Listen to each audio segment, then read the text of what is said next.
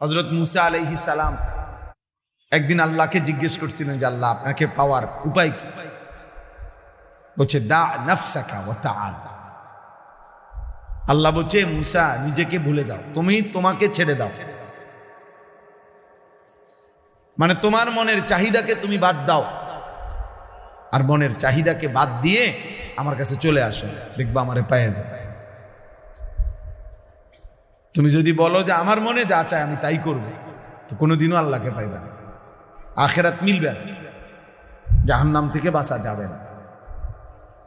ইন্নান নাফসা লাআম্মারাতুম বিসসু, কোরআনুল কারীমের মধ্যে আছে, আল্লাহ তাআলা বলছে মানুষের নফস, মানুষের মনের চাহিদা প্রচন্ড বেশি, সারাক্ষণ মানুষকে গুনাহের প্রতি আদেশ করে, গুনাহের প্রতি।